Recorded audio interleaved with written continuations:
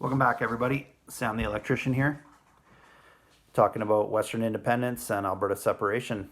Today I wanted to talk about gun control.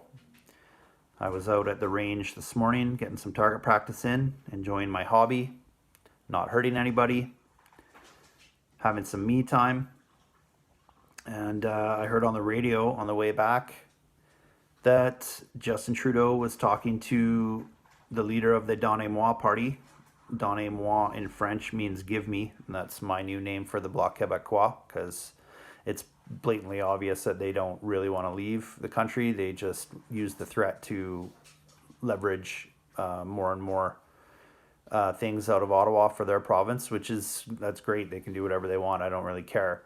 Um, you know, we're going to do the same thing. So it's actually great. Good on you. But I will call them the Donnez-mois because they want everything and give nothing.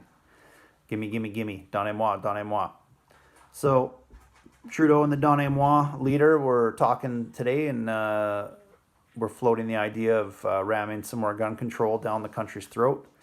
A centralized law made in Ottawa that is tailored to the needs of the Greater Toronto Area and Montreal, rammed down the throats of rural Westerners. Doesn't make any sense to us.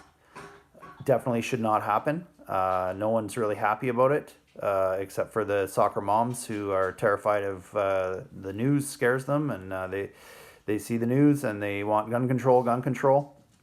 Well, here's a few facts for everybody. Guns actually are banned in Canada. You need a license just to own one.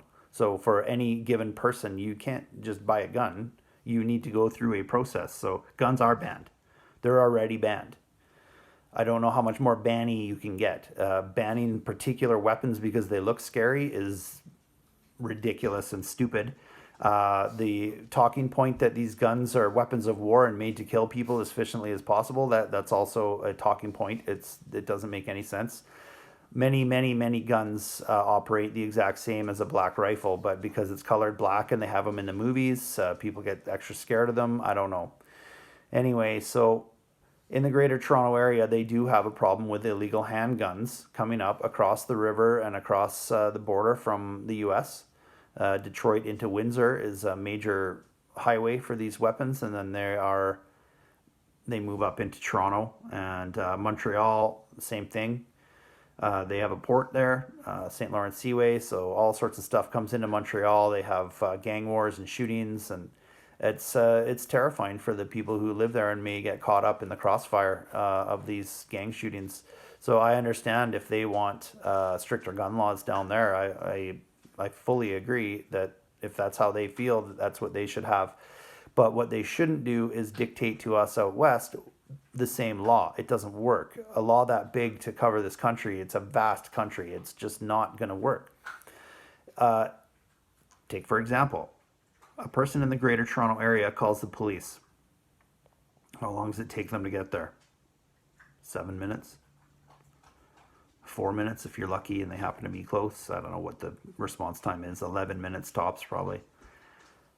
So if you're out in the rural west out here and there's people coming on your property to do you harm and you call the RCMP, you can expect to wait up to 4 hours for a response. At that time, they're just coming to clean up your body.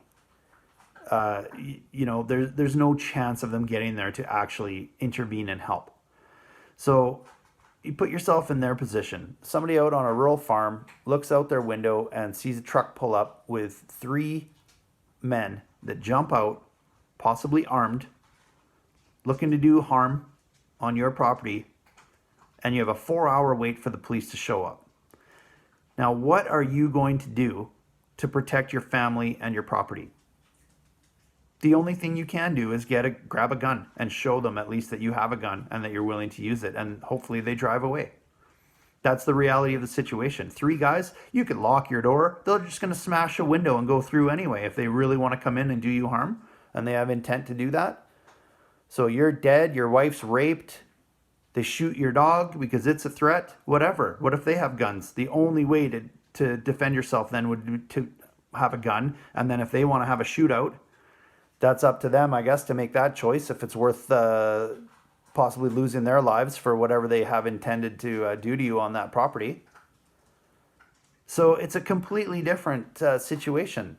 And I don't understand how anyone, any liberal who wants to ban all guns, ban all the things, it just seems to be their go-to solution for anything, ban it. Oh, it's no good for one section of the small section of the country, so ban it for everybody. Legal gun owners in Alberta taking our guns away is not going to solve your gang problem in Toronto. It's not going to solve the illegal guns coming across the river and people using them to shoot at each other. Even the police chief of Toronto said that they need a common sense solution with bigger policing. The Liberals spend all these years easing up on the punishments for these crimes and easing up on the criminals who've been convicted, and no, it's not their fault, and no, they're a victim, and this and that. And this is what it gets you. They're not scared. They're just gunning each other down in the streets. And then you got the shooter on the Danforth who basically went out and murdered white people. And then the government covers it up and says, oh, it wasn't a hate crime, it was a mental illness or whatever. Well, anyone who goes out and just murders random people is mentally ill. I'll tell you that right now. Now, the motivation behind it can still be there. It's just not, oh, I'm mentally ill, I'm going to go shoot people. No, they're mentally ill and they've been motivated to go out and murder people for one reason or another. And then the government covers that up. Oh, it's just a mental illness. No, that guy was a terrorist and he was murdering people based on their race. That's a hate crime. It's terrorism. It's terrifying. I agree. As I said, Toronto can have all the gun laws they want. They don't work for us out here. We don't want them. So as Albertans, one of the most important things we can do is push and push to get the RCMP out of our province, to get policing done by and for Albertans, and to get a chief firearms office in Alberta that can make laws for and by Albertans that work for us. And that's it.